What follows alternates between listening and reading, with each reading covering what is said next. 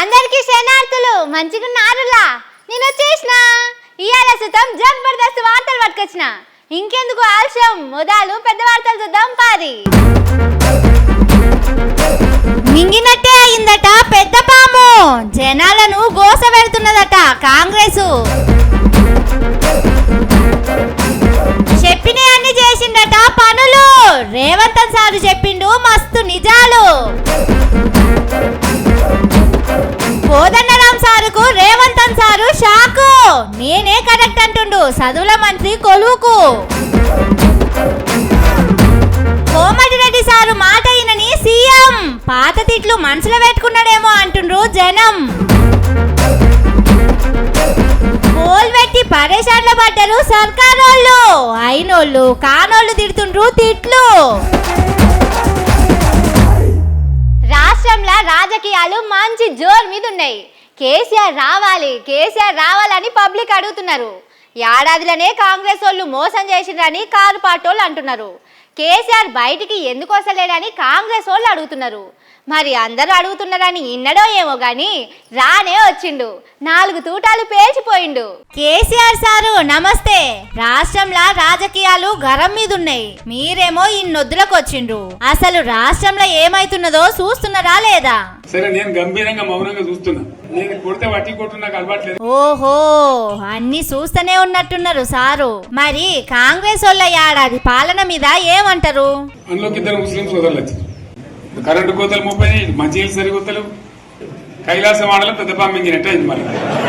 మరి పబ్లిక్ ఇవన్నీ మొదలు తెలివయా సారు? ప్రజల పరిస్థితి ఏందంటారు మరి ఇప్పుడు? మంది మాటలు పట్టుకొని మారమానం పోతే మళ్ళీ చివరికి ఇల్లు కాలిపోతారు. మరి కాంగ్రెస్ వాళ్ళ పరిస్థితి ఏందంటారు? కొసెల్లే తట్టుందా లేదా? కాంగ్రెస్ పార్టీ దొరికితే కొడతాం రానంత గొప్పగా. ఇంకా వాళ్ళ పొంద తెలివికి నిన్న వారి పార్టీ మంది పెట్టాలి. అదేందో పోలింగ్ పెట్టిన వాడు, ఆ పోలింగ్ పెడితే 70% మనకు వచ్చింది, 30% మనకి. వాడు పెట్టింది మనం పెట్టింది కాదు. అవు నిజమే సారు. మొన్న గ్రామ సభలు పెడితే అదే అయింది. కాంగ్రెస్ ఎమ్మెల్యేలు కూడా పారిపోయినరు అక్కడికి వెళ్ళి. చాలా మంది మంత్రులు వాటి జోలికే పోయినా మొత్తం పోలీసు బందోబస్తు పెట్టుకొని పోయిండ్రు. కానీ అందరేమో కేసీఆర్ ఫామ్ హౌస్ లో వండుకున్నాడు, ఏం పట్టించుకుంటలేడని అంటున్నారు. కానీ బయట ఉన్నోళ్ళు సర్కార్లున్నోళ్ళ కంటే ఎక్కువనే చూస్తున్నట్టున్నారు కదా కేసీఆర్ సారు. మరి ఈ సార్ వస్తే గట్టిగానే ఉంటదని అంటుండు. కేటీఆర్, హరీష్ రావు సార్ల సరసుడికే సర్కారోళ్ళు కింద మీద అయినరు.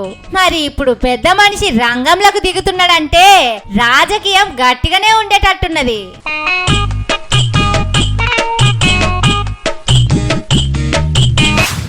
రేవంత్ సారు నిజాలే మాట్లాడతాడు, అబద్ధాల జోలికి అస్సలే పోడు.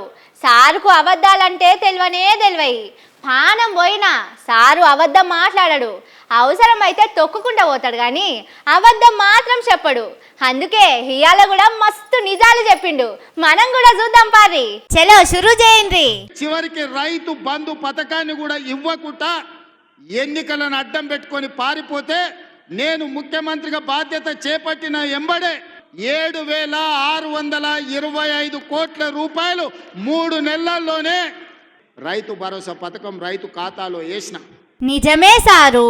ఉత్తమ్ సారు పోయి ఓట్ల కమిషన్ వాళ్ళకు ఫిర్యాదు చెయ్యక ముందే కారు పాటోలే ఎగ్గొట్టిపోయినరు. కానీ మీరు కుర్సీ ఎక్కిన తెల్లారే 7,500 కోట్లు కాంట్రాక్టర్లకు ఇయ్యకుండా రైతుల అకౌంట్లలో వేసిండ్రు. 2 లక్షల రూపాయల రైతు రుణమాఫీ చేస్తా అని సరిగ్గా 60 రోజుల్లో 25,50,000 మంది రైతులకు 21,000 కోట్ల రూపాయలు 2 లక్షలు రుణమాఫీ చేసి ఇచ్చిన మాట నిలబెట్టుకొని, ఇది కూడా 100% నిజమే సారు. రాష్ట్రంలో ఉన్న రైతులందరికీ 15 ఆగస్టు నాడే అకౌంట్లలో పైసలు పడ్డాయట. అయినా గాని ఊర్లల్లో ఎందుకో రైతులందరూ మిమ్మల్ని తిడుతున్నారు. అకౌంట్లలో పైసలు పడలేదని బ్యాంకులకు పోయి లొల్లి చేస్తున్నారు. దగ్గర సంచుల కొద్ది గుమ్మీల కొద్ది రూపాయలు ఉన్నాయని అబద్ధాలు చెప్పిండు. వచ్చి చూస్తే గుమ్మీలు ఖాళీలు ఉన్నాయి. వారేవ్వా, మంచిగున్నది సారు మీ ముచ్చట. అప్పట్లో లంక బిందెలు అన్నారు, ఇప్పుడు గుమ్ములు అంటున్నారు. కానీ కారు పాటోళ్ళు అప్పుల మీద అప్పులు చేసిండని ఓట్ల ముంగట మీరే కదా చెప్పింది. మళ్ళా ఇప్పుడు ఇట్లా మాట్లాడితే ఎట్లా చెప్పుండ్రి అంటుండు ఎగ్గొడతారని. నేను నీలాక మాట చెప్పి ఎగ్గొట్టేటోని కాదు. 4 కోట్ల ప్రజలు ఎవ్వరు బాధపడతలేరు. రైతులకు రైతు భరోసా వచ్చింది, రైతులకు రైతు రుణమాఫీ జరిగింది, విద్యార్థులకు ఫీజు రియంబర్స్మెంట్ ఇచ్చినాం, రాజీవ్ ఆరోగ్యశ్రీ 10 లక్షలకు పెంచినాం, పేదలకు ఇండ్లల్లా 200 యూనిట్లు ఉచిత కరెంట్ ఇచ్చినాం, ఆడబిడ్డలకు 500 రూపాయలకే సిలిండర్ ఇచ్చినాం. అదేవిధంగా ఆడబిడ్డలకు ఆర్టీసీలో ఉచితంగా బస్సు ప్రయాణం ఇచ్చినాం. ఇదైతే చాలా పెద్ద నిజం సారు. అస్సలు ఇచ్చిన మాట తప్పరు. చెప్పినట్టే 100 రోజుల్లో 6 గ్యారంటీలు అమలు చేసిండ్రు. ఇప్పటికీ 3 మాటల రైతులందరికీ ఎకరానికి 15,000 రూపాయలు ఇచ్చిండ్రు. రాష్ట్రంలో ఉన్న దేవుళ్ళందరి మీద ఒట్లు పెట్టిన మాట తప్పకుండా ఒక్క రైతును కూడా ఇడవకుండా 41,000 కోట్ల రూపాయల లోన్లు మాఫీ చేసిండ్రు. పాపం అంతగానం పైసలు అకౌంట్లలో చూసటానికి రైతులు నోరు తెరిచి బీరిపోయిండ్రట. చెప్పిన అన్ని పొల్లు పోకుంటే ఇచ్చిండ్రని మీకు అర్థమయ్యే భాషలనే రోజు చెప్తున్నారు పబ్లిక్. సోషల్ మీడియాలో నాకు ఆయనకు పోటీ పెడితేనంట ఆయనకు లైక్లు ఎక్కువ వచ్చినాయంట టిక్ టాక్ లో. ఇవాళ టిక్ టాక్ లో కేసీఆర్ కు రేవంత్ రెడ్డికి పోటీ పెడితే ఆయనకు లైక్లు ఎక్కువ వచ్చినాయంట, నాకు తక్కువ వచ్చినాయంట. అయ్యో సారు, అది టిక్ టిక్ కాదు, అప్పట్లో ట్విట్టర్ అంటుండే, ఇప్పుడు ఎక్స్ అంటున్నారు. ఓట్లు పెట్టిందే మీ ఓళ్ళాయే. గాలి పోయినాక మంది మీద ఏడుస్తే ఏమొస్తుంది చెప్పుండ్రి? ఏందో ఏమో పోన్రి. మీరు చెప్పే నిజాలు చూస్తాంటే నాకు కూడా చక్కెర వచ్చేటట్టు అవుతున్నది. కానీ ఇట్లా పచ్చి నిజాలు మాట్లాడు ఎక్కడ నేర్చుకున్నారు సారు? సత్య హరిశ్చంద్రుడు కూడా షాక్ అవుతాడు కావచ్చు మీ నిజాలింటే.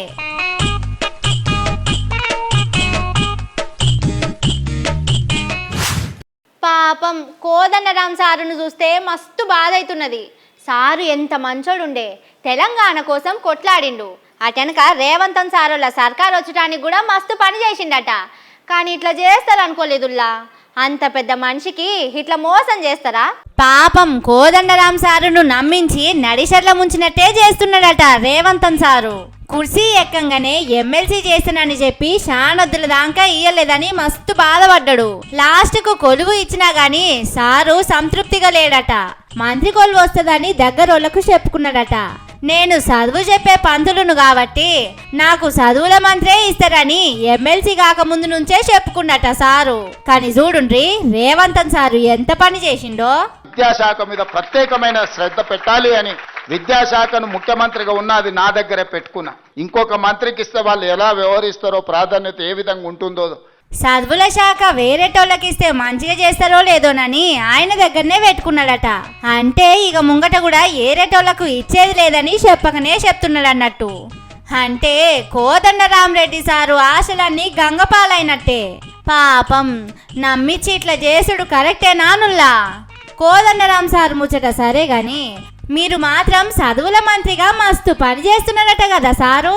బయట పబ్లిక్ మాట్లాడుకుంటున్నారు. బడుల్లో పురుగులు లేని మంచి బువ్వ పెడుతున్నారట.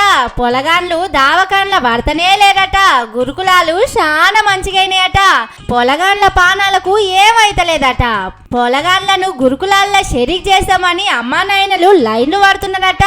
ఇటు ఇంటర్ పొలగాన్లకు ఫీజు కట్టక ముందే హాల్ టికెట్ కూడా వస్తున్నాయట. నిజంగానే వేరేటోళ్ళుంటే ఇంత మంచిగా ఉండకపోతుండే కావచ్చు సారు. గందుకే సర్కారు బడులు, గురుకుల బడుల చదివే పిల్లల అమ్మా నాయనలు మీకు మస్తు దీవెన ఆర్తి పెడుతున్నారు.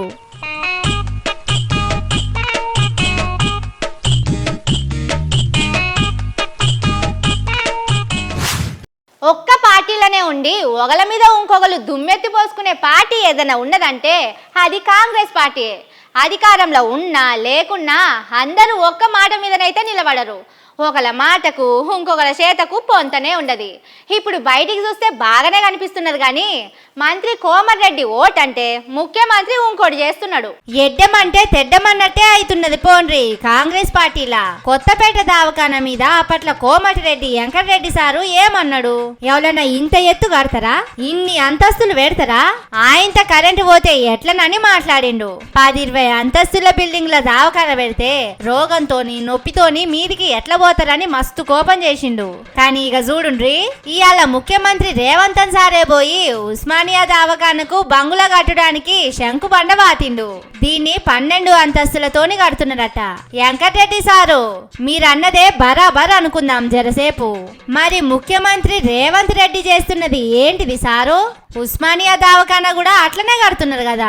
దావఖానాలు కట్టుడు మంచిదే గాని అంత పెద్ద బిల్డింగులు కడితే ఒకవేళ మీరు అన్నట్టు ఆపరేషన్ నడిమిట్ల కరెంటు పోతే ఎట్లా? బీమారి వచ్చినోళ్ళు కిందికి మీదికి ఎట్లా పోతారు? నువ్వు చెప్పిన దానికి సీఎం సారు చేస్తున్న దానికి సోపతే లేకపాయే. అప్పట్ల రేవంతన్ సారు కాంగ్రెస్ లకు వచ్చిన కొత్తలా మీరేమన్నారు? మీకు ఎందుకు అనుకుంటుంది? అది చిన్న ప్రశ్న. అది ఆ పీసీ ప్రెసిడెంట్ చిన్న పోస్ట్ నా లెవెల్ నా ముందు చిన్న పిల్లగాల పేరు నాకే తీయొద్దు. ఎంత పెద్ద పోస్ట్ ఉండేది? చిన్న పిల్లగాల పేరు నాకే తీయొద్దు. ఎంత పెద్ద పోస్ట్ ఉండేది? అమ్రాబాద్ అడవులకెళ్ళి తొక్కుకుంటూ వచ్చిన సారును పట్టుకొని మీరు గంత మాట అంటిరి. ఆ మాటలిగిన మనసులో పెట్టుకొని మీరన్నదానికి వ్యతిరేకంగా చేస్తున్నాడు కావచ్చు. అయినా గాని పట్నంలా జాగా ఎక్కడ దొరుకుతుంది సారు? ఉన్న జాగలనే 4 అంతస్తులు ఎక్కువ పెట్టుకొని కడితే జనాలకు మంచికి చెడ్డకు పనికొస్తది. అయినా మీరు కాంట్రాక్టరేనాయే, మీకు ఆ ముచ్చట కొత్తగా చెప్పాలనా ఏంది?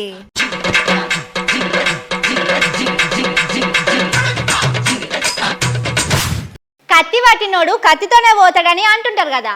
పాపం కాంగ్రెస్ వాళ్ళ కథ కూడా అట్లనే అయిందట. కారు పాటోళ్లను దెబ్బ కొడదామని పోయి వీళ్ళే బురదల పడ్డారు. దాని నుంచి బయటకు రావడానికి కొత్త ముచ్చట్లు చెప్తున్నారు. కానీ ఆ బురద టైడ్ సర్ఫేసి గడిగినా పోతలేదట. XXX సబ్బేసి గడిగినా లాస్ట్కు యాసిడ్ పోసి గడిగినా పోతలేదట.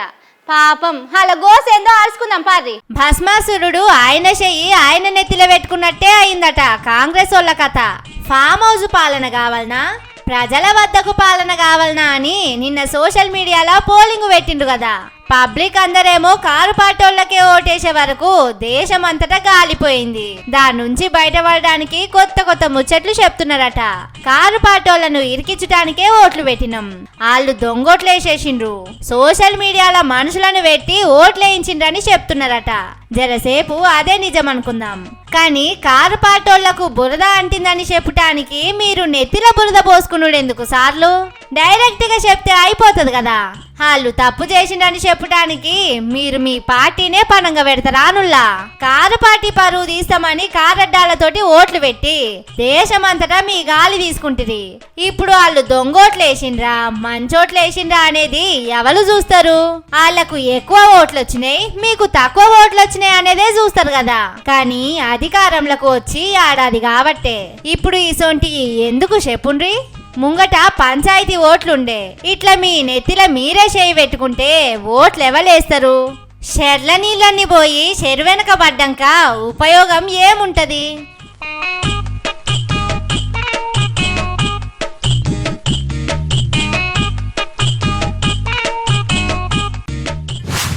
ఇవి 5 ముచ్చట్లు. ఇంకిని మస్తు ముచ్చట్లతోటి మళ్ళొస్తా. చూస్తూనే ఉండుర్రి మన తీన్మార్. ఇదే అసలు